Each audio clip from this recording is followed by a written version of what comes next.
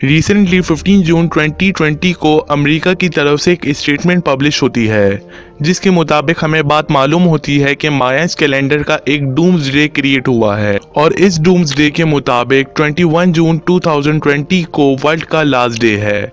और amazing fact ये भी है कि इस स्टेटमेंट के रिलीज होने के बाद नासा की तरफ से एक स्टेटमेंट पब्लिश की जाती है जिसके मुताबिक हमें बात मालूम होती है कि 2020 में सबसे ज़्यादा नेचुरल डिज़ास्टर क्रिएट होंगे जिसमें हमें सबसे ज़्यादा तादाद अर्थक्वेक और वोल्केनो इरप्शन की हमें मिलती है।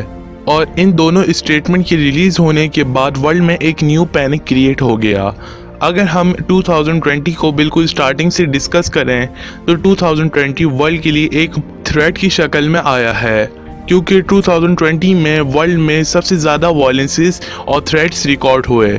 अगर हम 2020 को स्टार्टिंग से डिस्कस करें तो सबसे पहले जो हमें थ्रेट मिलता है वो अमेरिका की तरफ से मिलता है जिसकी वजह से वर्ल्ड वॉर 3 के चांसेस भी इंक्रीज़ हो गए। इसके बाद हमें कोविड-19 जैसे पैंडेमिक्स का हमें फेस आउट करना पड़ता है। और अगर हम 2020 में डेथ रेशो देखें तो हमें 20th सेंचुरी का सबसे ज़्यादा डेथ रेशो 2020 में ही मिलता है। और इसकी वजह से बहुत सारे साइंटिस्ट ने 2020 को रेड ईयर का नाम दिया। और आज की इस वीडियो में हम ये डिस्कस करेंगे कि एक्चुअली मायास कैलेंडर और डूम्सडे वर्क कैसे करते हैं। So let's find out.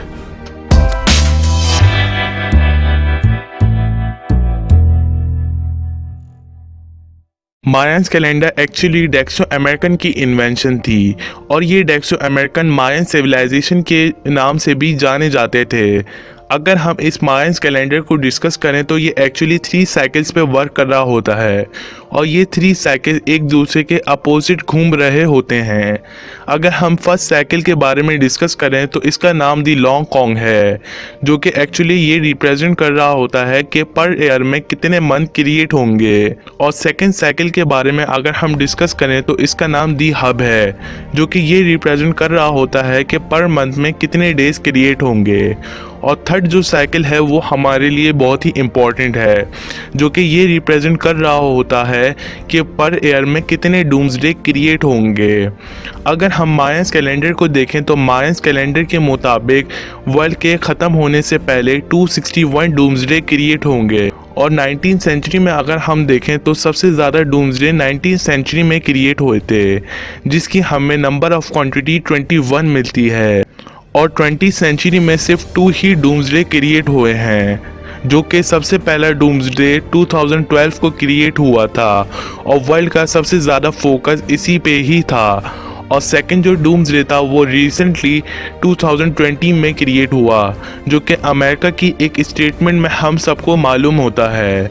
अगर हम 2012 के डूम्सडे और 2020 के डूम्सडे को डिस्कस करें तो इन दोनों में बहुत फ़र्क है। 2012 का डूम्सडे बहुत पहले ही प्रिडिक्ट हो गया था और इसी को देखते हुए हॉलीवुड की तरफ से इस डूम्सडे पे एक मूवी भी क्रिएट हुई जिसके हमें डायरेक्टर का नाम रोलैंड एमरिच मिलता है जिन्होंने ये मूवी 200 मिलियन के बजट में बनाई और ओवरऑल इन्होंने 729 मिलियन का प्रॉफिट क्रिएट किया। और इस मूवी की वजह से ही बहुत सारे लोगों ने इस डूम्सडे को सीरियस भी लिया जिसमें हमें सबसे ज़्यादातर तादाद कम्युनिज्म की मिलती है। और बहुत सारे लोगों ने इसी को देखते हुए अपनी सेफ्टी के लिए अंडरग्राउंड शेल्टर भी क्रिएट किए।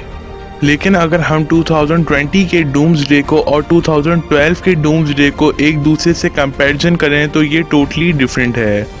सो होपफुली आपको वीडियो अच्छी लगी होगी। अगर आपको वीडियो अच्छी लगी है तो वीडियो को लाइक ज़रूर करें और कमेंट सेक्शन में अपनी राय का इज़हार ज़रूर दें। Thank you.